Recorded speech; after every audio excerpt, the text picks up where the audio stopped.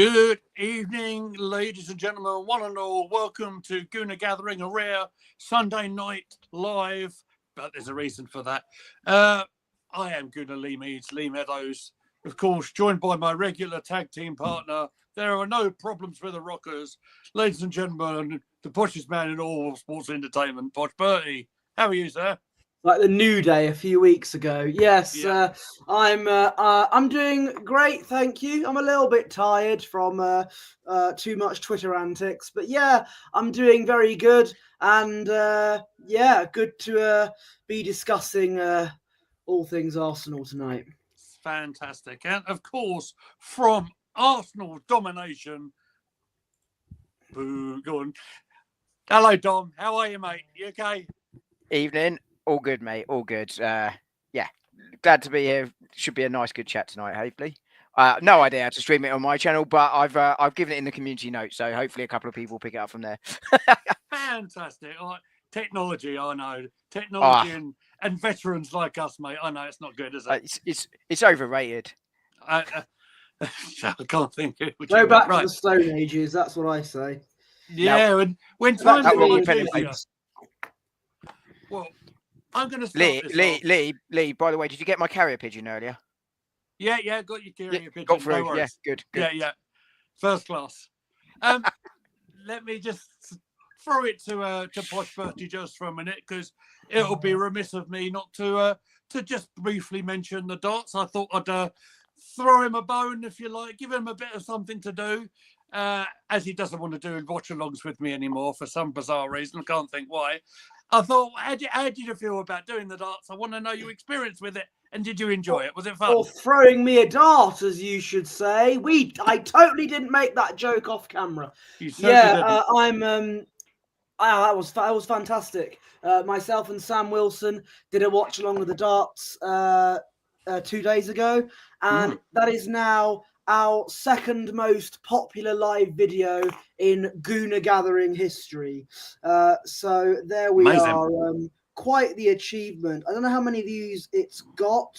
It's over 500. 767 views and counting. Wow. That's the second most popular live video. So there we go. Big well done to Sam on this one. And can I just say hello to everyone in the chat? Declan Football saying hello. And AFC always says, Lee, Bertie, Dom, are you ready for my meltdown? Of course we are. And here it is. Arteta can't manage injuries, squads, lineups. We know AFC always. Okay. Some might not get that, though. No, all right. Well, let's. I was going to get into it by saying, look, do you want to know how I sort of calmed myself down after the Brighton game? Do you know what I did? I went on to Netflix and started watching WrestleMania 17. Ah, yes. I thought, why not start? Or should I say, yes! Hey. Thank you, Paul. Get back on screen. Thank you very much. No, I don't know. Can we take him back off screen? It was better. But only if he does the whole stream in a Paul Bearer voice. Let's keep him on stream, shall we? Yeah, all right, fair enough. I just wanted to clear my head a little bit. Not go on Twitter and have a meltdown. Can't think who would do something like that, Posh Bertie. Who would go on Twitter and start poking the bear a bit? Who would do that? Can you imagine? I wasn't poking any bears whatsoever. I was giving my thoughts on how the game ended. Right. And what I think, essentially, how we played and how the game ended. Although, to start the match, I was probably one of the more level-headed fans at the beginning of the match. While a lot of people were having a bad meltdown over the lineup, I was giving explanations as to why I understood some of the decisions. Okay, then let's go for back to front, shall we? Of course, Raya was in goal, because why would you play the 35-year-old goalkeeper that's cup-tied, right? Yes, absolutely. So, Thomas Partey was right back. That's your favourite, isn't it? There's no other choice. Timber was suspended. Tommy Asu, of course, and Ben White still missing in action. Although does sound like some good news coming up with Ben White. He might be coming back in maybe a month or before the end of the month. So that's good. And Tomiyasu back in training as well. Not full training, but back in. Apparently, he's been out on the grass. Well, Arteta thinks he has. You'd have thought he'd know, but I think we can take that as he's back out on the grass. Has he been out taking Win for a walk? No, too busy selling he's stuff the new toys. Cedric, isn't he? Yeah, but sales are up in the club shop, Bertie. That's good news. How the mighty have fallen. Of course, Saliba and Gabriel are your centre halves. The left back has only had one good game in his life, apparently. Calafiori. He was in there. You're a big fan of him as well, aren't you, Poch? Oh, he's the Italian Zinchenko, in my view. Good. But carry on. Good. This is going well. A really creative midfield three, I felt, of Marino, Jorginho, and Rice. No, I hope you're being sarcastic there. Well, look, Rice is the only bright spark in that midfield on paper. I don't know. Mourinho scored in the last game before that. And got an assist in this one. There you go. Yeah, well, I think we need to stop hyping up assists, in my view. But yeah. He's one of the best assets in the game, mate. I don't know what you're talking about. Can't score without an assist very often. That's it. Unless you go route one, of course. Oh, it's technically assist, unless it's a solo go. By the way, I'm going to have my sarcasm alert sign. Oh, that's much needed. No, I like it. I need that. Let's talk about the front three just briefly. Trossard, Jesus. Some people saying Jesus has turned into a pumpkin. Over the new year, after midnight, he's struck again and he's turned into a pumpkin rather than the big chariot that he's been having. Arguable? Well, I don't think it's a surprise, right? I mean, look, Jesus, when we signed him, I thought he was fantastic before the World Cup. But he's not been the same since that injury. I think he's had a little bit of a purple patch. We're going to need to get goals out of him in the next, few months until the end of the season, but it probably is towards the end. But I think, he was never going to keep up that goal scoring record because very few can for very long. But secondly, it's not a surprise that he's dropped off a little bit. It's a bit eye-raising for me, to be honest. Well, it would be if you had any eyes to raise. Come on! Hey! Apparently, James had a stinker against Brighton. That's the new name for Jesus. His name's James. Oh, okay. Yeah. James. Yeah, that's it. Ethan Nwaneri. Now, I think yours truly has been on record here saying, don't think he's quite ready for Premier League. Had his second start in the Premier League in a week. And he did all right, didn't he? He was probably the only creative one in that team, from what I saw. And can I just say, I thought against Brentford he was one of our best players against Brentford. He ended up scoring against Brighton. Of course, I wasn't doing a watch long, but I did sing my £0 down the drain. Ethan has scored again song. Okay. So you could have had that to look forward to. But yeah, that was a good start for us. And it was 1-0. And it was a very nice finish by Ethan Nwaneri. And look, away to Brighton's a tough place to go. We all know that. But it was good to see us get on the front foot. I think you're right there, Bertie, on Ethan. Right. I mean, I think the goal came because actually he did something Brighton weren't expecting. I think they were expecting to run through and lay that ball into the middle. He ran straight at them. And I think that confused Brighton. You could sort of see them go, oh, crikey, he's done something different. I think that bought him that extra bit of space and time. I mean, I understand your point around Ethan Nwaneri not being ready, but I think he is. What I don't think he is ready to be a saviour, or that we should expect instant, continuous, excellent performances, because what Bukayo Saka did is very, very rare. You don't see that. Yeah, I agree with that. So I think he needs coming in and out the side a little bit, managing his minutes effectively. But I think I don't want to see him go out on loan. I think he can get the minutes he needs here, and I think that's why I've always understood the decision to let Vieira out and give Ethan Nwaneri those minutes, because Vieira isn't it. Nwaneri definitely could be. I think the boy is really, really special, but he will given he's 17, 18, whatever he is, he will have moments where it will be a struggle. And we saw that. I can't remember which game it was. We were talking about it, Lee, but he wasn't great in that game. But he's going to have games like that. You know, the solid pros have poor games every now and again. But he's going to have more of them because of his age. But he looks special talent. Well, what kind of gets me is that some of the hype that sort it comes amongst it. You know, you got it on the comment here from AFC always. Star boy, this kid is special. I'm hearing being called the new Saka. Well, he's only had two starts in the Premier League, so I'm not saying anything like that. I think it's foolish to say things like that. But what I will say is, so far this season, whether Wanyeri's been given a start, he has been very good, and I've been very impressed with him. And when he's fit, long may it continue. Although I will say, and I don't think this was his fault, I think this was more of an Arteta thing. The time wasting at the end of the first half, taking about 5 hours to take one corner, he gets a yellow card. I was saying, take the corner, you'll get an unnecessary yellow, and he did. Now, I don't think it was Wanyeri's fault. I think we were just told. He was told to time waste. You're got my gears. You are kidding me. Seriously. If you saw it, Gabriel. He was time wasting. Let me talk, and then I'll let you talk.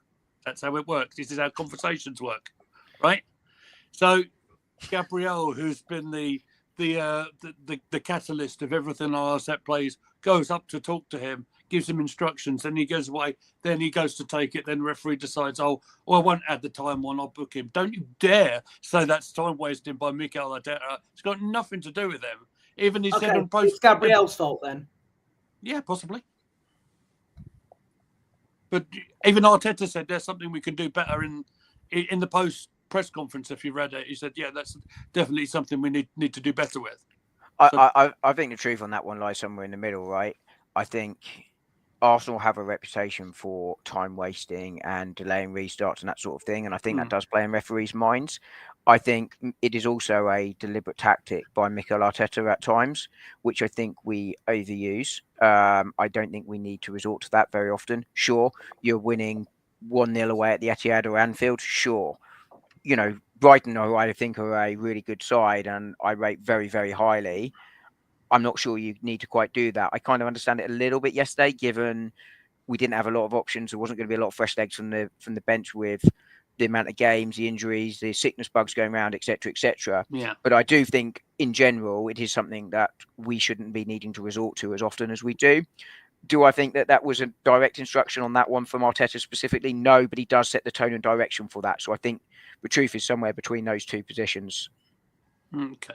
All right. Fair enough. Let's just catch up on the chat, because the chat is busy mainly with AFC always. It does say, but near the top of it, now we've got 3 massive games that will define our season. Newcastle in the League Cup, that's of course on Tuesday. Man United in the FA Cup, and Tottenham in the league. So yeah, of course we start all the fun and games with that on Tuesday night at 8:00. Okay, let's ask the question to the two of you here. So why didn't Arteta play Skelly at right back against Brighton and play Partey in midfield? Me. Yes, Dom. No, we've been discussing this quite a lot in the last day or so. I think the reason is twofold, right? And Bertie, you might disagree, and say so if you do. I think the decision to play Partey at right back was the only real option here. He's played there a few times this season. He's an experienced pro. He's right-footed. And he's done it before. Do any of us want to see him there? Of course not. But when you've got your three natural right backs out, you're kind of going to be scraping around whoever plays there. I think the reason not to play Miles Lewis-Skelly there is maybe threefold. One, you're putting a left footer there. Secondly, he is a midfielder. Yeah. And thirdly, you're putting an 18-year-old lad there and you're asking him to play a third position. Now, right back and left back, not too dissimilar. Arsenal do play them, though, quite differently in terms of the system. Now, what you could do is reverse that and go, do you know what? We're going to get the right back to do what we normally ask our left back to do. And we're going to get our left back to do what our right back normally does. And with Calafiori, you could do that. But I think Calafiori's asset, and I don't think we've seen it yet, but I think we've seen glimpses of it. And I think given time, I think it will come, is actually to do what we want that left back to do, which is get into those odd positions, bolster the midfield and create something. So I think the decision to not play Miles Lewis-Skelly there was completely understandable, particularly given it would be his first start right back coming against, in theory, in Matoma, one of the best left wingers in the league. I think that is potentially asking for a recipe for trouble. And secondly, I think he's the natural choice to start the game, which is arguably, and I think Bertie will agree with this, the bigger game of the week, which is Newcastle. Because that is a cup semi-final at the end of the day. It's the first leg, and it's at home. I also don't think Partey's our best midfielder, by the way. I think Declan Rice is our best number 6. This season, I think Partey's been exceptional. He's having one of his best seasons, probably since his first season with us. But if you ask me, just in general, would I rather have Rice or Partey? Just forget form. Just in general, it's Declan Rice. But that's why I think the decision was perfectly understandable. I kind of agree with the fact that you don't really want to throw someone who's actually impressed in and not a natural position. Skelly at left back, I think put him on the wrong side at right back. I think is probably asking for trouble anyway, and maybe there's a bit of what Posh said about perhaps saving him for the cup tie. Perhaps is there every chance that they do a little bit of a swap around there? That could happen.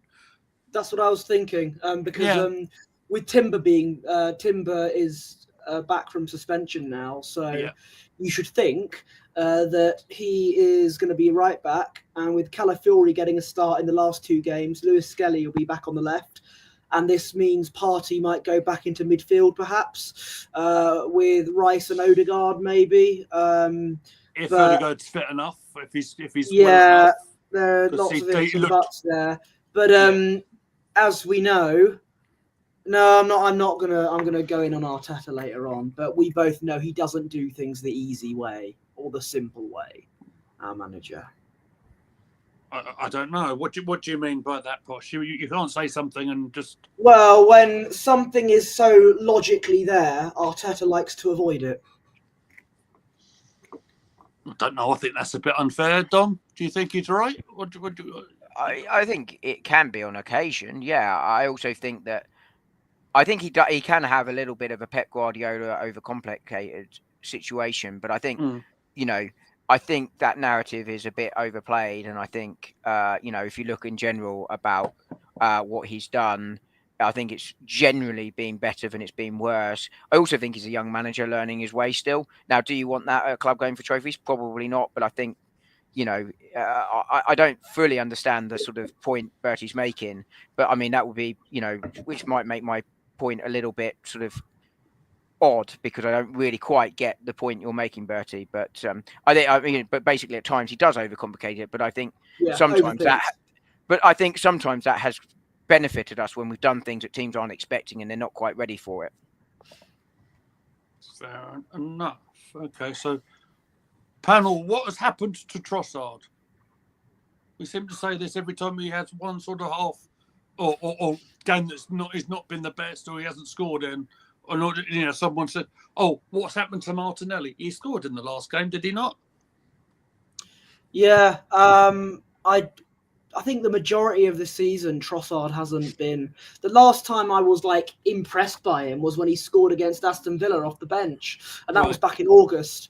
I know most of the time he's again. Arteta overthinking has been playing Trossard in the 10 when Odegaard got injured, which hasn't worked at all. But even times when he's been on the wing this season, he's not been as good as he was last season. And when he's I think he is 30 years old now. I don't know. On the wing, he's not been as good as he was last season, which is a shame because last season he was very impactful in loads of important games for us. We need him to be like that again. Yeah, I think... Oh, sorry, Lee, you go. No, I think we're going to say the same thing. I kind of agree a little bit of what you said about Trossard there. His main impact was being an impact player coming off the bench. Got a lot of points for us last season. I don't think we've seen the same sort of impact this season. Go ahead, Dom.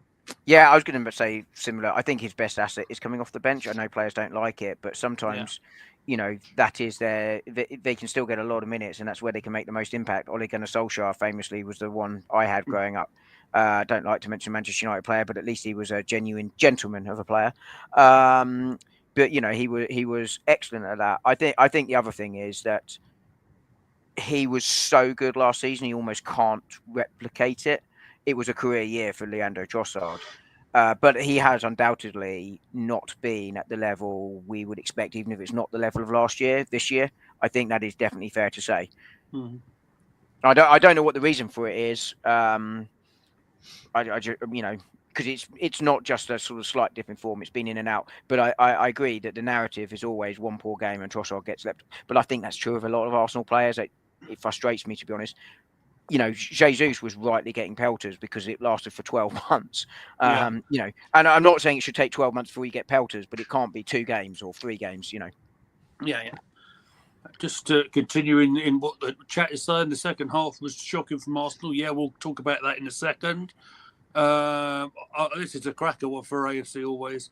Breaking news, the RSPCA are investigating Arteta because he's putting the dog collar around the dog's tail instead of around the neck. So that's a belt. Thanks for that, mate. In a serious point, of course, you've mentioned that the goal from Ethan Nwari, but doesn't come out second half, and of course, Mr. Wanless is there on his old Twitter machine. Why is he taking Nwari off? Of course, it has turned out that he's got a bit of an injury. I don't know. Maybe the kid's not ready to play games on the trot. I'm just saying that just to prod you a bit. Well, obviously, unfortunate the kid's got an injury, and we just hope it's not too bad because it would have been a good start, wouldn't it? It would have been obviously with an opportunity with Saka being out for undisclosed amount of time. It's unfortunate.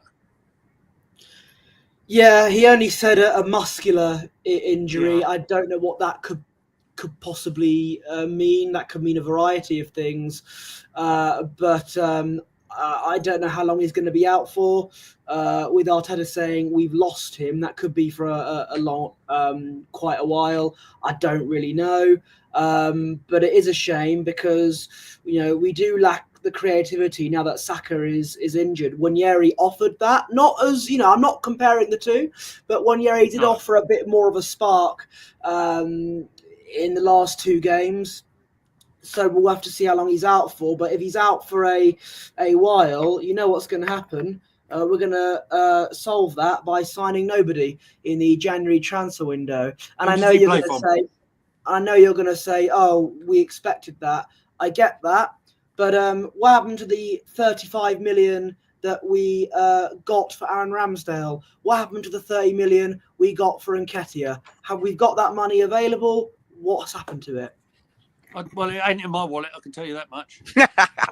I wish it was in mine. I genuinely go and buy them a striker myself. If only we'd sold a few more Win the Dogs toys, boss? Absolutely. That's the thing. Absolutely. Well, no. Go on, Posh. If you could. I was going to say if only we kept Charlie Patino, but that's the wrong stream. No, oh dear.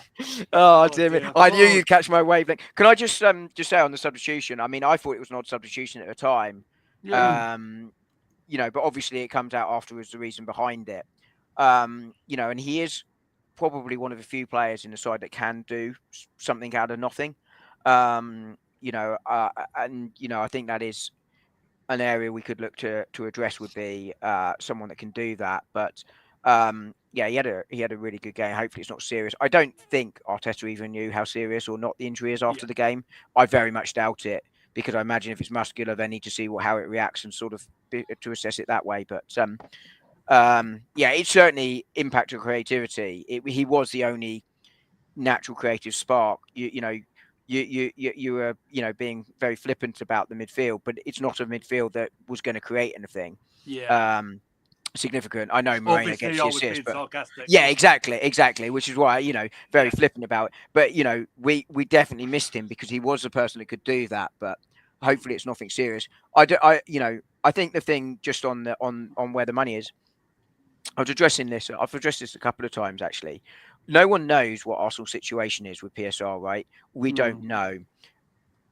I think all the evidence supports the fact that we might well be tight. Not that there's nothing available, but there's certainly not going to be. I mean, I did a bit of a rant the other day about if we don't sign 4 players, we've not got 300 million. I don't think we've even got 100 million. 50 million probably feels about right. And I think that probably does come from the late sales of Ramsdale and Nketiah and Smith Rowe. But I don't think we got all of that money, partly because we'd spent some money early in the window, but partly, and I think it's a really important point to remember, is that PSR is over 3 years, not 1. So yes, while we did make a profit this last summer window, we made significant losses over the previous 2. Now, it's not all about transfers. It's about many other things as well. But I do wonder, where, given the fact that we have not done much in the way of sales in the previous 2 years, whether that has meant that money was tight. And the club did say pre-summer they were raising the floor, not raising the ceiling. That, you know, they didn't have the money to go out and spend another Declan Rice again. Now, I always take what the club says with a pinch of salt, because it's games. Like, you don't want to tell everyone you got 300 million, because otherwise your 50 million player becomes 70, etc., etc. But, you know, it did feel that looked like where they were going to go all summer, because you looked at the previous 2 windows and thought, they can't do it again. Yes, there's Champions League money, but there was 1 year of Champions League money, not 3. There's no sales, etc., etc. So it always felt like that. But what I do hope, and it's hope because none of us know, is that there is going to be some money in, because it is very apparent that we need another forward in this window. Yeah, I agree. Yeah, completely agree with that. We also remember we talk about the 105, I think it was, £1 million that we spent for Declan Rice. Now, that's obviously a big chunk into a transfer budget from obviously last summer, if you like, or a couple of summers ago, I should say. But what that does in terms of the inner workings of the club and how much it's actually our bottom line, if you like, for Stone Cold Steve Austin references, that's possibly one of the reasons why we are struggling. I know what you're saying. Oh, go and buy a player like that. It's going to be easy. It's not, is it?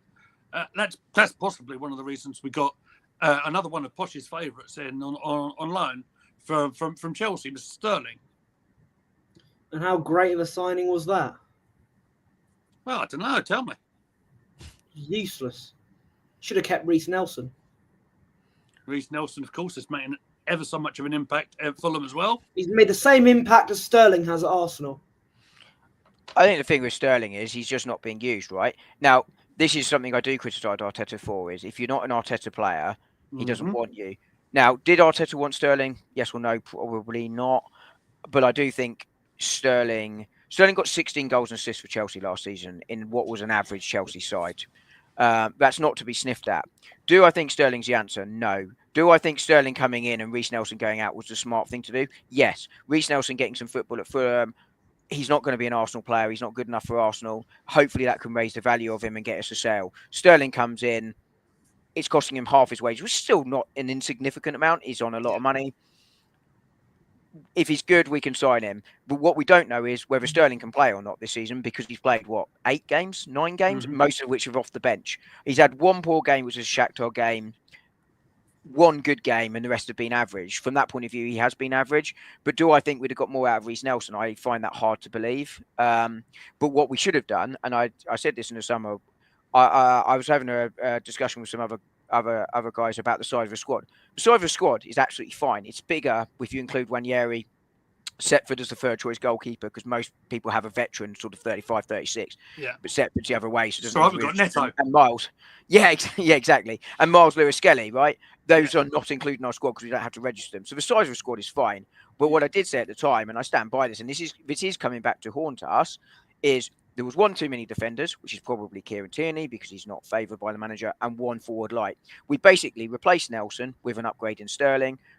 We didn't replace Nketiah. Now, that didn't have to be a striker. I got why we didn't go after a striker in the summer. I did genuinely understand, but I didn't understand why we didn't go after a wide forward, which is where I knocked off most of the points that I did knock off in the transfer window when you're rating the transfer window, was because we didn't do that. And that is now biting us.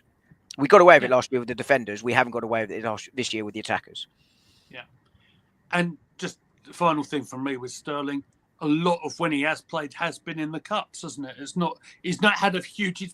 I'm not saying he's had none. He's not had a huge amount of Premier League time, but when he's played in the cups, it's one of the reasons why we are in the semi-final. I think it's also just very quickly. Well, yeah, okay. Player missed chance. Brilliant. Haaland missed chances, but just really quickly on, I think Sterling's a player like Partey as well that needs to play regular. They need to play 4 out of 5 to get in a rhythm. I think he's that kind of player. Which, in fairness to Reece Nelson, I actually think Reece Nelson's a player like Mohamed El Neni. And I'm not sort of comparing the quality, but maybe that's a fair comparison. But El Neni, one of his big advantages was he could come in and give you a 6 out of 10 performance, 1 in 5. You know, and that's probably what you want. Well, it's not what you want, but it's what you'd expect from your 23rd, 24th man on your squad. I don't think Sterling can do that to the same level because I think he's a player that needs rhythm like Partey. It's unfortunate what's happened to Sterling as well because we discussed this during the game when we did it live. We actually thought he had a pretty decent game in the cup quarter final. Then he gets injured in the day or two afterwards at a really bad time as well. Yeah, he did miss a sitter, as Bertie rightly points out. But, of course he did, yeah. I understand that, but you have to be in a position to miss a sitter, don't you? But let's see what the chat's got to say. Here's another cracker from AFC Always. Even if okay, we didn't say it. If he had purple star in jiu-jitsu, he still failed with his tactics. Okay. So, question to the panel. Do you know that Real Madrid's squad is £160 million less than ours? And look at their team squad compared to ours. It's a disgrace. Was that your Roy Hodgson impression there? It was. Yeah. It makes a rare appearance. Tell me about Real Madrid. I don't know what to say on that. I mean, yeah. I'm looking at this comment from AFC Always here. Go on. Top Gooners moaning that spending 50 million on Cunha, but they weren't complaining when we spent 65 million on 29. Maybe it's something to do with the fact that Cunha's a good player and they just want an underdog story for Havertz. Sterling has been finished since he left Man City. I mean, he was a Chelsea player, so we kind of had to sign him, didn't we? Chelsea cast-offs and all that. I need to start playing Gooner Gathering Bingo with you, don't I? I've got to have a card that's got a scratch off Chelsea cast-off, having a pop at Havertz every time that he hasn't even played the last 2 games. Give the poor guy a break. I mean, he's been poorly. Apparently. He also has 26 goals. Since he joined us in 18 months, and he's not played all of those games up front. He's played a significant amount. I would imagine somewhere close to half in midfield. That's not an insignificant return. Now, when we signed Havertz, my view was it wasn't my first choice signing. I thought it was a decent signing, no more. I thought it was an overpay of about 10 mil, and I thought he would be a starter last season and would become a squad player. I think that's what Kai Havertz's journey is going to look like with Arsenal. But do I think he was being a bad signing? No, I don't. I really don't. And I think actually part of the reason we put such a good run together in the back end of last season for over a 4 or 5 month period was in large part to Kai Havertz. And I do find, look, I get the frustration, right, with Arsenal. And I share it that we can't win anything, right? We haven't won anything and we need to win something. But I do find that the constant battering that Arteta doesn't know what he's doing, he can't build a squad, he can't do the tactics, etc., baffling. Now, the reason I find it baffling is because over 2024 calendar year, look, trophies aren't won over 2024 calendar year, but we had the best attack or second best attack, I can't remember which, the best defence, and we got the most number of points in the league. That is not the sign of a bad squad and a bad manager. Has this season gone well and has it been good enough? Absolutely not. Some of that is on the manager, some of that is on the club, and some of that is on mitigating circumstances, genuine mitigating circumstances, that actually is very difficult to deal with. If you look at the injury situation, Jurgen Klopp, 3 years ago, I think, it might be, whenever it was, had a significant injury crisis. Liverpool dropped to 5th. Right. I think it was 2 years ago. Jurgen Klopp is a better manager than Mikel Arteta, and he couldn't deal with it. This season, we've seen it. I mean, forget Spurs, because Spurs are going to be impacted by injuries more than we are because they've got a worse squad. But you can see the impact they've had. Are they really the 13th or 11th, wherever they are in the table, best side? No. But we've seen it more significantly for Arsenal with Manchester City, with what a few injuries can do, particularly when they're your star players. That's not to defend Mikel Arteta entirely, because he does have to take some responsibility. The attack has looked sterile and too slow this season, and that is on him.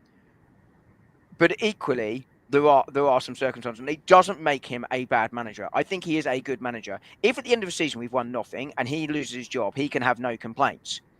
If we win nothing, it doesn't make him a bad manager at all. And I do find some of the criticism of him over the top, which is where I will always defend him. You know, if you want me to criticise him, I can do. Yeah, we are boring to watch, but so was Jose Mourinho's Chelsea, and they won quite a bit. What about Arsenal under George Graham? We revelled in it. Yeah, my first Difference game... is Mourinho and George Graham actually win stuff. Well, exactly. Right. You have to win something. That is true. Would I rather watch, if I wasn't winning anything this season, would I rather watch Mikel Arteta's Arsenal or Arsene Wenger's Arsenal? Arsene Wenger's Arsenal all day long. Right. But do I think that this side is closer to winning than most of the Arsene Wenger's sides in the last 10 years of his reign, not the first 10 years? Yes, I think Absolutely.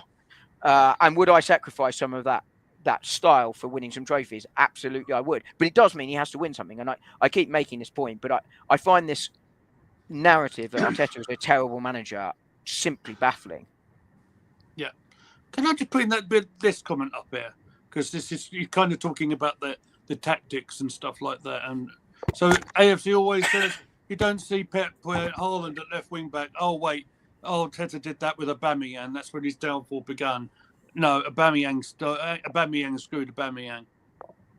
He also played on the left wing, didn't he, rather than a left wing back. But I know what he's trying to suggest, though. But yeah, I think that kind of shows you where the squad was at the time, right? I mean, Bertie, you might have a view on this, but it also was like we didn't have the depth. This was about trying to get your best players on the pitch because there wasn't the depth behind them. Do I think Aubameyang on the left wing? I think that was a significant factor in his downfall on the pitch. He's a striker.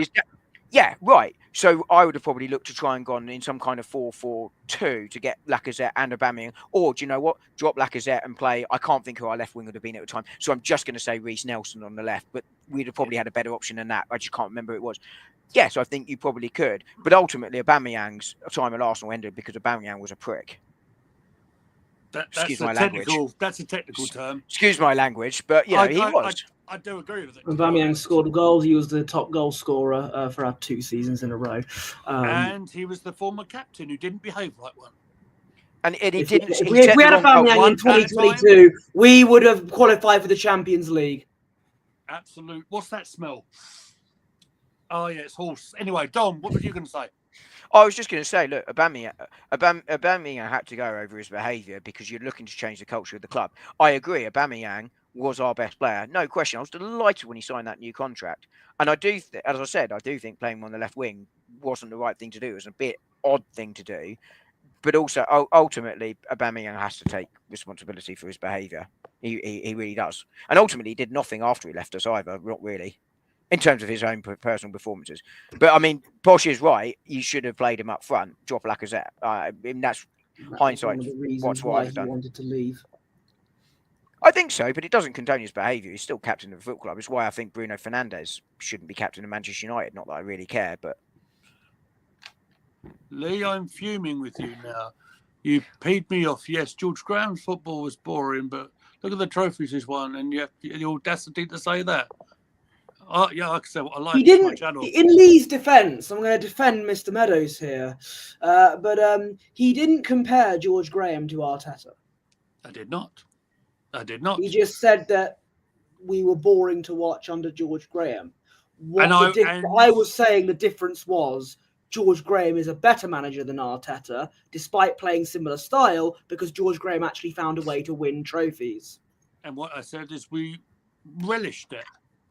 What George done in his sides, had a great setup with his back four. We weren't playing pretty football, but we go and get one goal and we won trophies.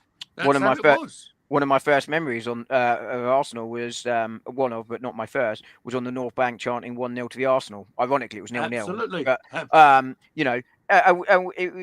a real chance of we're boring and we don't care. With some but Bertie's right. You have to win trophies. Arteta has to win trophies. As I've said repeatedly, if he doesn't win something this season, he loses his job. He can't complain. Yeah, absolutely. I got to get that. We're in the. I didn't mean it like that, but Lee, why do you keep on back this manager? Because I've got a sensible head on my shoulders. Well, let's see what happens if he wins the Carabao Cup. That Newcastle, the 2 legs against Newcastle, is not just. I mean, people like me have made our decisions on Arteta, but I think it's make or break for a lot of the more sensible Arsenal fans as well. Especially if we don't win a single thing this season. Absolutely, I agree. Massive week in the club, absolutely massive week in the club. Obviously, when you're in the semi-final, you'll be wanting to get to the final. Be really interesting, and it's going to be live or die by the sword, isn't it? You know, some people will be saying that, it ain't so big. That is now a semi-final, so you have to be a big first team squad or best you can. Mind you, bear in mind there's been a sickness bug going around the club, and goodness knows who's going to be available. I mean, hopefully there'll be some good news in terms of at least, maybe our main striker that's already got 12 goals a season in the season, like Havertz, is going to be available. That would be a bonus. Arteta won't lose his job until the owners get that Champions League money. As long as we get top 3, it's all good in the hood with the Cronkies. Just a couple of things, if I may, really quickly. One, Real Madrid squad does cost more than Arsenal squad. I just checked it. Secondly, I think probably AFC always is right that the Cronkies won't sack Arteta this season if we don't win something. I think Arteta will be in charge. Now, I can understand where they're going to make that decision because I do think, I keep saying this, I do think there are genuine mitigating circumstances around this season. I think the thing that's worried me for about 2 months, and credit to James Nicholas of the Athletic, because he called this back in October. He just had a feeling that the little things weren't going to go our way. Those bits of luck you need weren't going to go our way. And I do think injuries have been a factor. And again, just to stress, I'm not saying that Arteta is blameless, but I think those things are genuine factors. And I think that may well buy him another season if we don't win anything. So I think he will stay. But I don't think this narrative that the Cronkies won't spend money is correct. I just don't think that is true. They cleared our debt and took it on themselves to save the interest payments. And don't get me wrong, that helps their share price, etc., etc. They've done it for their own reasons too. They're owners, they're business people. Of course, they want their money. But they've done that. They've renovated the stadium. They're looking to expand the stadium. They've done work at the training ground, and we've invested a lot of money in this team. I think the reason we can't invest more money now is not because of the Cronkies, because they clearly trust the people in charge of the football club. Rightly or wrongly, they trust the people in charge and therefore will back them financially. And they are very keen to see, as they see it, this franchise, I don't like that term, but it is the franchise that hasn't won anything for them yet. They want to end that, and because that's how they see sort of sports team. But I think the reason we're not spending money now is because, and I go back to that PSR chat earlier, I don't think it is there without us breaching the rules. And the Premier League is getting stricter with the PSR. We saw that with Everton. We saw that with Forest. We've seen it with the City Chargers. Now, whether something will come to the City Chargers, I don't know, and I don't think we should go into that for various reasons. But they are getting more serious, and therefore, I don't think Arsenal can take the risk of breaching them. I really don't, because imagine we go and spend 150 mil this January, and we go and win the league by a point, and then get a 4-point deduction. There you go. I think that would hurt me more than being 3 points off the league at the end of the season. I'm not saying we'd be 3 points off the league, but you know what I mean. Yeah. No, that's a great point, and it's a point that I don't think people are taking seriously at all. I mean, the ongoing thing with City is very complicated, and it's going to take an awful long time for it to get sorted out. Let's just say hello to Natalie, who's just joined us. Welcome back to the channel. I don't really go and carry on talking about Real Madrid. Because about the Brighton game again, because we were in the middle of that. Yeah, absolutely. What I was going to say is before we get talking about the controversial moment that led to the equaliser, something I want to bring up, as indeed VAR was very much in operation with the equalising goal and the penalty.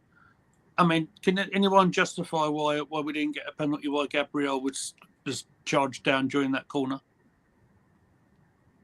What corner? Yes.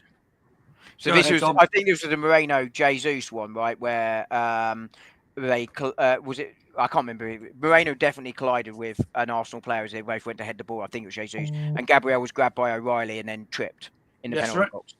Yeah, so I think if you're giving a penalty, it's got to be for the rugby tackle rather than the trip. So I think the trip is O'Reilly has fallen at that point, and Gabriel, as he's falling, has gone over O'Reilly. I think that is called an accidental trip in the penalty area. And if it was just that part, then I, as an Arsenal fan, would be screaming for a penalty, but can understand why a referee doesn't give that. I think at the other end, I think Saliba does get a touch on the ball, so I think it's irrelevant whether it's accidental or not. I don't see how you can not give the accidental trip in the penalty area rightly on O'Reilly, because I think, you know, sometimes you just can't help where your body is, and then go and give it the other one at the other end for Saliba. My view here is actually I thought the referee wasn't too bad yesterday. I thought he tried to run the game quite well. I think I can understand why he gives the penalty in real time, looking at that. Partly because of the reaction of the players, if nothing else. One goes down like he's been shot and the other just carries on as if nothing's happened. But I think the issue I have here is more on VAR rather than Anthony Taylor. And that VAR took 4 or 5 seconds to review that. Right. And I just can't. Look, if you don't think that Saliba has touched the ball, I still don't. I can see why technically you have to give a penalty. But do we really want to see penalties not given for that? It's like the Rice flick away when he's flicked it 2 yards. I can understand why Trossard was sent off for kicking the ball away. I can't understand why Rice would when he's kicked it 2 yards. But it's that sort of thing. And so, no, I think I think Arsenal should have had a penalty at the other end on the O'Reilly one because he's rugby tackled him before he's tripped him. But if it's just a trip part, then I have no issue with that penalty not being given. I don't like penalties like that because where's the defender supposed to put his leg? But equally, it has to be the same at both ends. But I'm not criticising the on-field referee for that decision on either occasion. But VAR not looking at either incident as far as I can see, or certainly not sufficiently, I think is not right, and I think that needs reviewing. I said it earlier this season with when we played Wolves. I think it was the opening day. It might be in the second game. Do you remember Kai Havertz being choked to the floor? Yes. I can't remember who the referee was that day. Again, I can understand the referee on the day. Looks, sees her coming together, thinks they're just going to get up, turns away where the ball's gone the other end. He's not looking. He misses that. VAR, how can you not have a look at that choke? And and that's where I think it needs to be looked at. We spend 5 hours looking at every offside, and fine, okay, it takes that long. But to look at that one for 3-4 seconds and go, yeah, he's not touched the ball and he's deliberately headbutted him. I don't see how you can make that decision in 4 seconds. Madness. Yep. Absolutely agree. Absolutely. Well, we got it. Post, do you want to add to anything that we just said about the Gabriel? Yeah, I'll just say we'll get to your comments in a minute, AFC always. Yeah. Let me just say my point on the equaliser. Look, was it a penalty? No, of course not. In fact, I think it was one of the most ridiculous penalty decisions I've ever seen. But the equaliser happened. It was a good penalty. I don't think it was a penalty. But what I'm not going to do is do what seems to be all of the some Arsenal fans do for any time we drop points, and that's blame the ref. Because for the second half, the whole second half, we only had one shot, and I don't think we had any shots on target. Is that Anthony Taylor's fault? No. All of the boringness, the anti-football we did in the second half, is that Anthony Taylor's fault? No. So it wasn't a penalty. It was a ridiculous decision. What I'm not going to do is blame the ref for the sole reason why we drop points. It's what these Arsenal fans do, and I've had enough of it. It always seems to never be the players' fault when we drop points because they just can't take any criticism. I think that's somewhat correct. I think the penalty was definitely a changing point in the game, but Arsenal, I said this on the short last night, I said it on a video earlier today, Arsenal can have no complaints about drawing that game. It was a fair result. Arsenal did very little, in fact, almost nothing in the second half.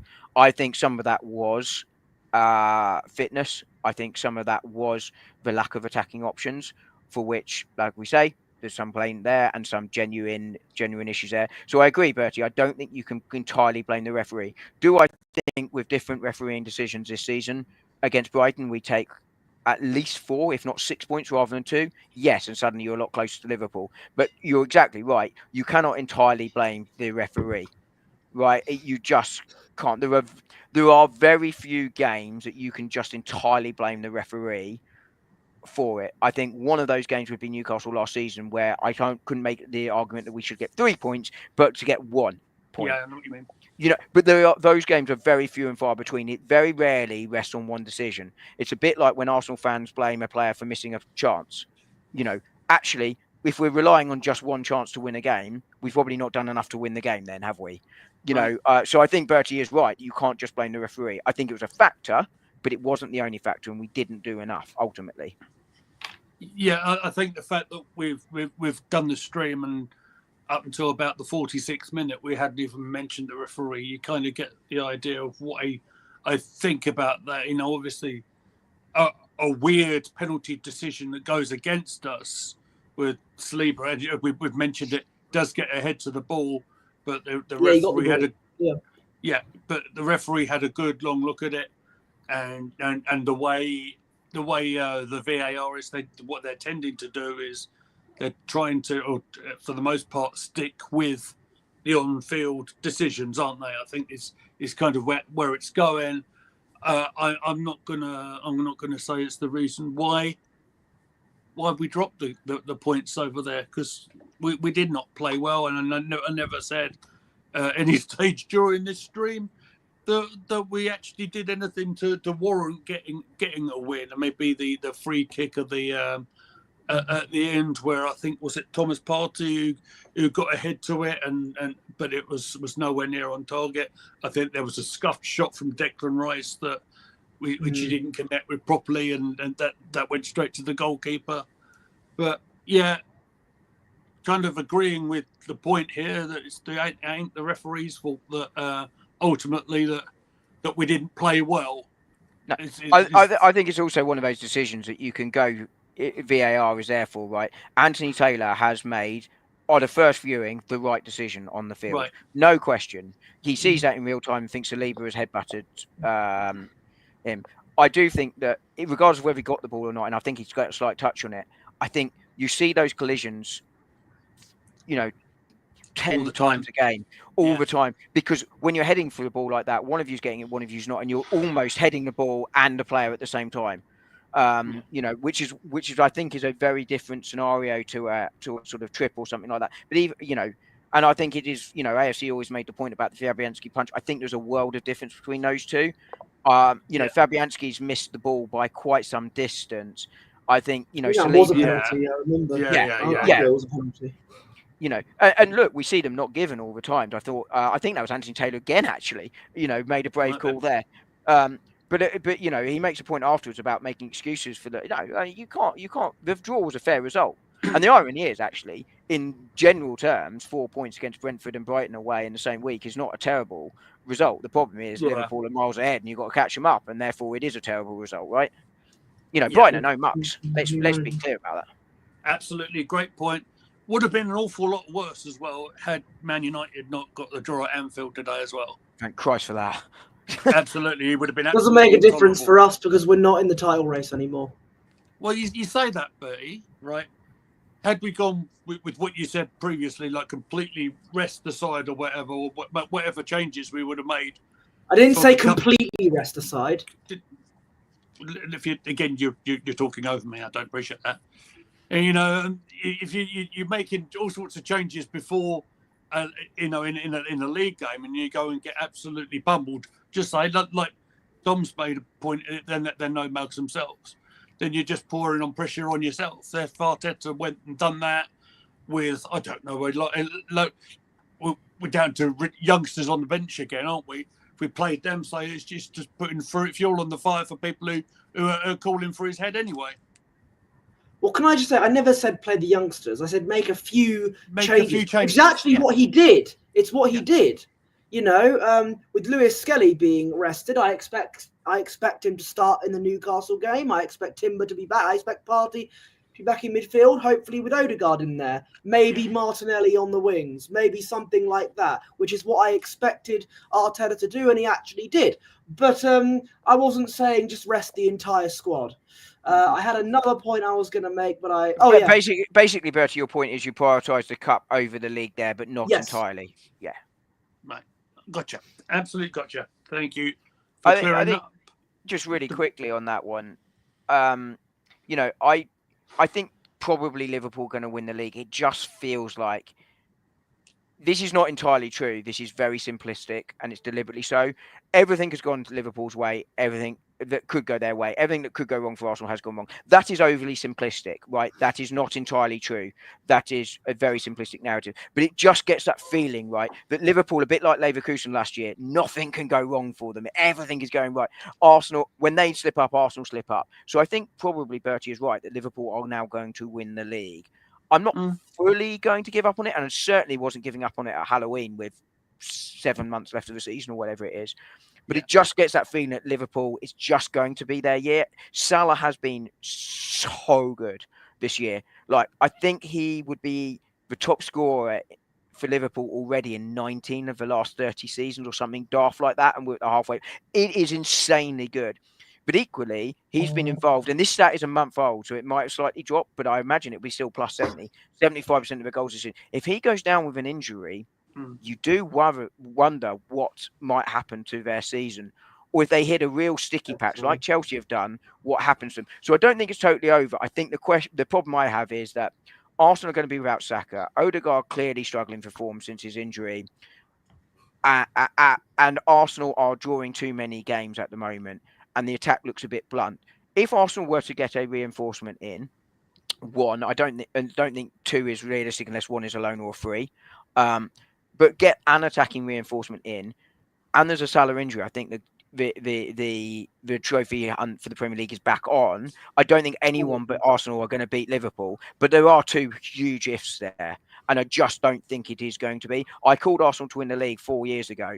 I really badly wanted to be right, and I still think this squad can win the league, and I still think this manager can win the league. I just don't think it is going to be this year. It just doesn't feel like it's going to happen. But I don't think it is totally over. But yes, if let's say I can only play Declan Rice or William Saliba against Brighton or against Newcastle in the cup midweek, to Bertie's point, and swear I do agree, because of their fitness, I'm choosing the Newcastle game right now because it's a semi-final over the league game, because I think I am more likely to win the League Cup than the league this season. I think so. If you'd asked me at the start of the season really quickly, do I think if we won a League Cup that is successful or not? It's success to a point, but not the success we wanted. I think given all the issues this season, which are not entirely within the manager's control or the club's control, and we won a League Cup, I would say that, given the circumstances, a good season. But I wouldn't have said that at the start of the season. I think that's just how things can change over the course of the season. And I think you have to go all guns in on the League Cup. Okay, can we just go through AFC Always' comments, because I promised him that we would. We'll go this one. Liverpool last season finished on 65 points. And if Forest win tomorrow, they're joint second with us. And Forest's next game in the league, Liverpool at home. And so there is a situation. If Forest could just keep their form going for a bit longer, I'd appreciate it.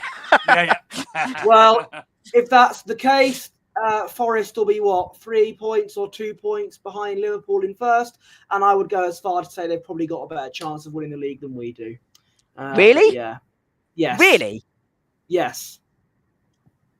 I mean, if Forest keep this up, fair play, but I just don't see it. Right? I mean, everyone was saying this about Chelsea a couple of weeks ago. At the moment, they've got a better chance of winning the league anyway.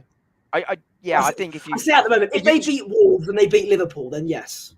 But there's lots of it. Yeah, I get your point, but I mean, I just don't think that Forest squad is strong enough to go all the way. I really don't. They've done blinking well to be where they are. Well. Let's just 100%. Emphasize that. They'll be delighted with just the amount of points they've got right now. They wouldn't even have been thinking of being on the levels where they are, above and beyond their expectations by a long way. So yeah, 100%.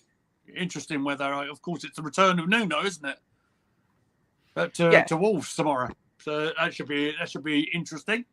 I actually think Forest will slip to 7th or 8th. But do you know what? If they finish 7th, 8th in the league, that's a bloody good season for Forest. No disrespect. I predicted them to get relegated, I think. So I think I predicted them. Not always right. Oh, good. I think I did realising that. I think I did too. I think I said if Leicester got didn't get a points deduction that I could see Forest going down, I think is what I said. Mm. Worryingly, I said that Southampton might be the ones to survive. Oh, well. We I said can't that be right all the Ipswich. time. I thought I said Ipswich would be the ones to survive. So that's on You the never know. cards of happening at the moment. So Had a good Yeah. game today as well, drawing 2-2 at Fulham. Forest beat Liverpool Anfield. When was the last time we did that? I remember exactly the last time we beat Liverpool Anfield. It was 2012. It was the Abu Dhabi special. I remember it. Lovely stuff. Lovely stuff. Podolski and Cazorla got the 2 goals. Nice. So Absolutely. we're due a win at Anfield. It's been 11 years now. Christ, It's been a while. Talking about being a while, AFC always says, guys, look, I respect you, but when enough is enough. We've got 21 years without league title, 31 years without a league cup. Well, yeah. Hopefully the streak will be over when it comes to league cups this year. But I'm just... I know. We'll see. Arteta's got to get his team selections right. He's got to get his management right for those games, and I don't think he's going to have a lot of choice over his team, to be honest. that's the thing. But I'm not going to have injuries as an excuse for not winning anything. I don't care. Come hell or high water, we've got to win something. I agree. Otherwise, I agree. It's a factor in the season, but it's not the only one. Yeah, that's absolutely fair. I think. Anything else, Bertie, that I need to catch up with? Let's see. He's gone about Anthony Taylor here, and Right. he's going to be. He's been Arsenal's best ref. Forgetting that he sent off Victor Moses in the FA Cup final. I can't remember the other player he sent off in the FA Cup semi-final. That's a long time ago, I think. But that is a long time ago. I don't actually mind Anthony Taylor as a referee, to be honest. I think he's one of the best. I mean, it doesn't necessarily say a lot right now, but you know, I don't mind Anthony Taylor. I don't care who the ref is in our game, as long as we perform well and get the 3 points. Yeah, exactly. Right? I don't care. As we said earlier, very few games where it's entirely the referee's fault.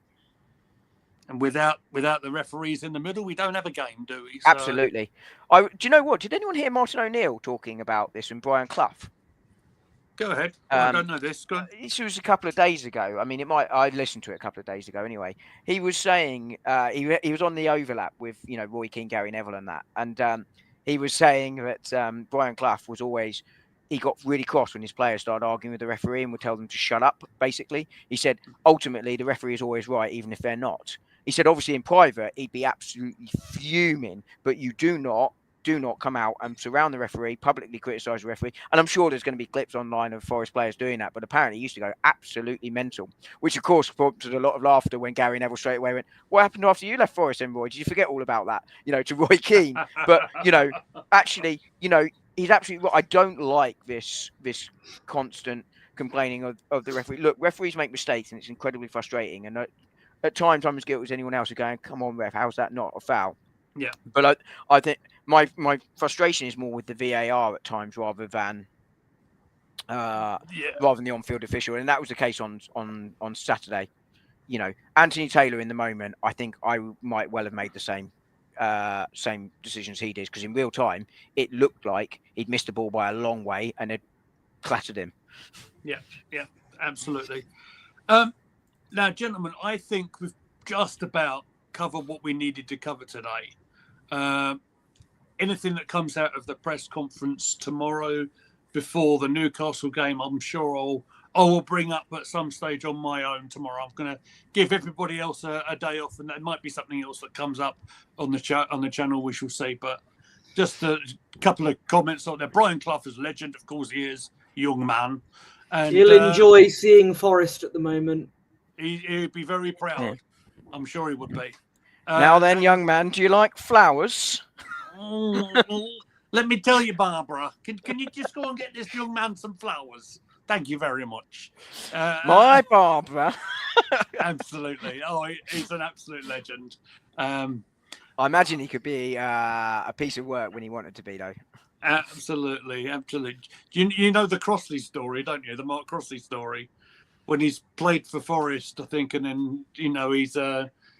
I think he gets a call from Cloughie to come in to his house. Bring your boots. Bring your boots and your gloves. Oh, plays for his His son's Sunday League team. Yeah. Didn't he get fined as well and had to pay the fine because they played an ineligible player? That's it. Absolutely. It's brilliant. Absolutely. Or Stuart Pearce with the iron. That's it. Oh, the electrician. Yeah, absolutely.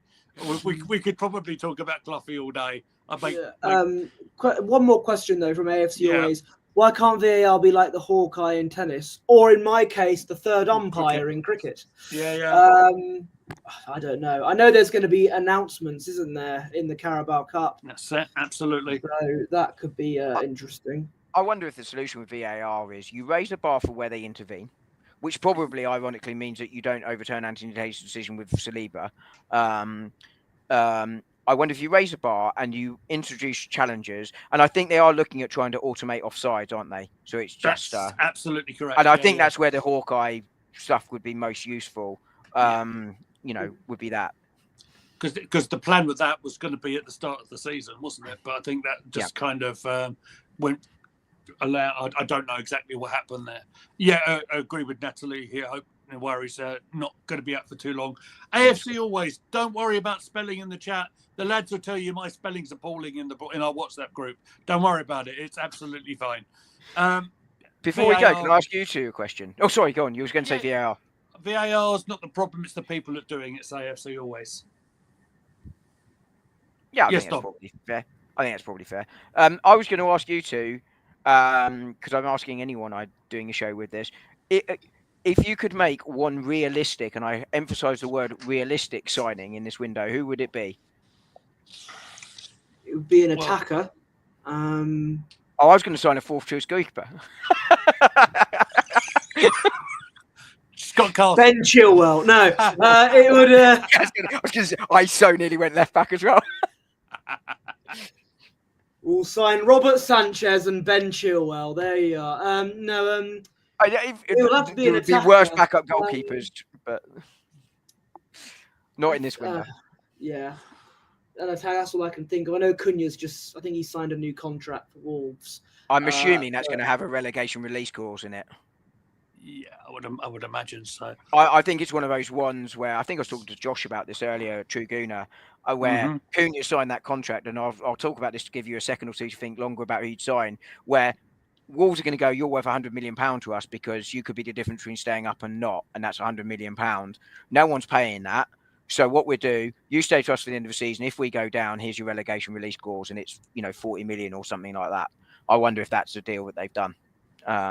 I don't know. That's pure speculation, but that would be logical. Otherwise, why the hell does Cunha sign that contract? It's a good question. That's a really good question. I don't know. Do I think this is realistic or not? Is it realistic or not? Because we've mentioned him in our stream already today. Because Pedro scored the penalty. Just getting Pedro off Brighton realistic. Pedro. I really like Pedro. I don't think it will be. I don't think they will sell him. Look, they're in the Europe and they're quite happy to let Evan Ferguson go out, aren't they? I think Brighton will want it. I think Brighton would sell João Pedro in this window, but you're talking 100 mil. It's funny because we mentioned Ferguson. He can't even. I don't know if he's injured at the moment. He can't even get on the Brighton bench, can he? I think I don't know if he's injured at the moment, but injured, I don't know. Right. But I mean, Brighton's strikers are in hot form, aren't they? So it's difficult for him to get in. But I think the loan is right for him. Would I take him on loan? It wouldn't be my choice, but I'd take him in right now. I mean, right now I might have to have a game up front, but I hear you handy centre half, mate. That's what I've heard. Can be at times. I can play with both feet if that helps. But I mean, my pick there would be Brian Mbeumo.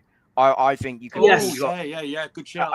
He's got 18 months left on his contract. Brentford are safe. They're not going to make Europe.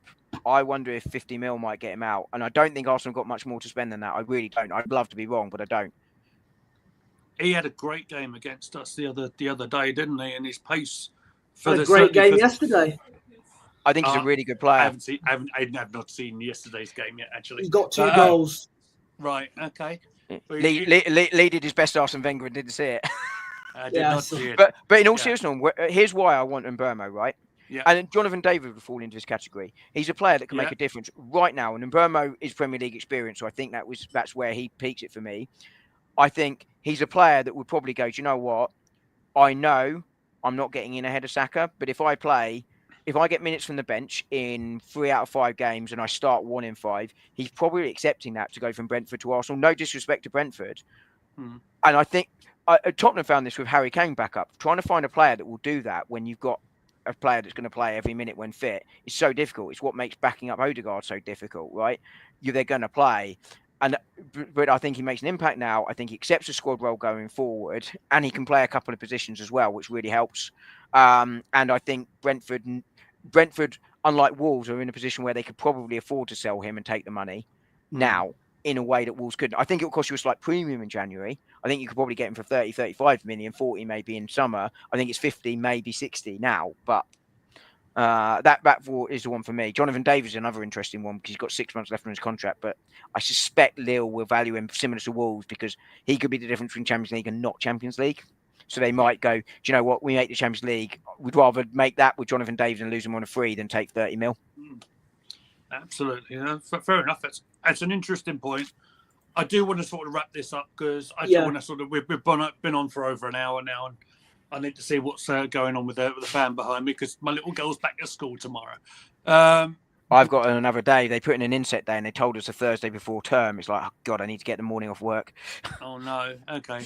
Apparently, AFC thinks we're going to need someone like Fabian Ruiz, Olmo, Lise, Eze, Gyökeres, or Osherman in the last summer transfer window. Get them all. No. Absolutely. Bring them on. Because apparently we've got bags of money, so AFC always, which means that we've got no issues. It's not a problem. Well, we got 35 million from the sale of Ramsdale and 30 million for Villa Nketiah. So, that's another 65 million. That's one Kai Havertz. That's a Kai Havertz worth of a player. Absolutely. As I said earlier, PSR's 3 years. I mean, I agree. If you can get those players in the summer, that would have been ideal. No one's complaining about that. But some of those players didn't want to go, or there were question marks about them, right? Absolutely. I mean, if I'm Elise, I'm going to buy Munich over Arsenal because I can start there, and I'm not starting ahead of Saka at Arsenal, right? Right. Absolutely. Going to try and wrap this up. Yeah. The Seagulls took bigger fish to fry, says AFC always. And I think this is a nice comment to finish on. Question to the panel: if you could change one thing in the football, what would yours be? Mine would be racism. I don't think you can top that. No, I don't think you can top that. I was going to go with a bit of a jokey answer to that question, but I respect your very serious answer, AFC always. Yeah, I do agree with you great there. question. My unserious answer would be I would change the Arsenal manager. Don't say that to me when I want to. I agree with AFC always on his answer there, and I'm willing to agree with him there. I don't think he's a fan of Marcus Rashford, though. But no, and I wouldn't take him either. I wouldn't either, not unless I was desperate, which arguably you are. Well, but I don't think you can top AFC always' answer, by the way. I think you're right. He's absolutely spot on. Yeah, completely 100% agree. Well, I knew this would be lively, and it certainly didn't disappoint. I hope you've enjoyed our little discussion, ladies and gentlemen. This is kind of what it's all about. We're all friends in the end, really. Don't forget to give us a subscribe and give the stream a like, and follow us on Twitter, X, and Gooner Gathering on there. I'm Gooner Lee Meads. Posh Bertie, where can they find you causing trouble? Well, you can find me on X at Posh Bertie. My Instagram's at Bertie Wanless.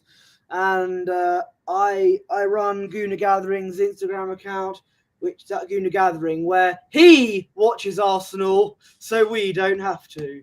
I might go back on watch alongs, but I'll have to put a tape around my mouth. Okay, well, we'll discuss that another time. Of course, let's throw it to Dom, who's got his own channel to plug as well.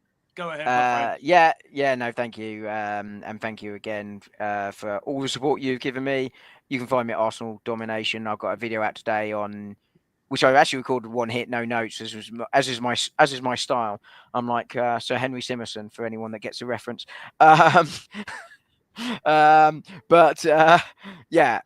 Just on what the season looks like for Arsenal, we discussed a lot of it today. You can find me at Twitter, which I've just looked up, which is AFC Domination. I've put a couple of bits on there, or there's my personal one down in the logo. But yeah, if anyone can give me a subscribe and give me some support, I'd really appreciate it. I think the channel is 6 weeks old now, maybe 7. So very, very new. But thanks to all those who've supported that channel too. Absolute pleasure as always, gentlemen. Thank you very much for your time this evening. Thank you, everybody who's been watching live. Thank you to anyone who's watching us on demand as well. We appreciate you all. Before we get out of here, hit that like button for us. You'll probably catch an update with me tomorrow. Yes, Dom, what are you laughing at? Oh, AFC always that. There's always one, isn't there? Yeah, absolutely. But we are going to get out of here, guys. Thank you very much for watching, and we'll see you soon. Cheers. Cheers all.